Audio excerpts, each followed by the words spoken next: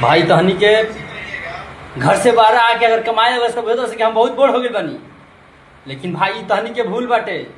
अरे जो माई बाबू भी जन्म दिले बाटे ना ओकरे एगो स्वार्थ और शौक बाटे कि अपना हम लड़का के अच्छा और खुश देखती। लेकिन बाबू तहनी के सोचे तरह सकी हमनी के अपना खुशी में ही खुशी बा।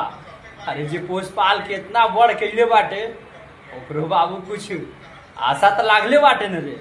लेकिन बाबू बाहर में आके 2 पैसा कमाए का लगल सा तहनी के भी सा के दुनिया आतने में बाटे और बियाह कह के बाहरा में बसल चाहत सा। अगर बाबू जा दिन तो हनी के बाल बच्चा हो न रे और बाल बच्चा जब बड़ हो जाई और अपना मन से ब्याह शादी कर ली और अपना मन से रहे लागी ना तो बाबू वो दिन बुझाई कि ये जिंदगी का होला रे। तहनी के बात समझ में नहीं क्या उतना वो दिन बुझाई तहनी के रे बाबू अभी समय बाटे और माई बाबू के सेवा करे कोशिश करसा और माई बाबू के ही खुशी में सारा खुशी बारे बचवा।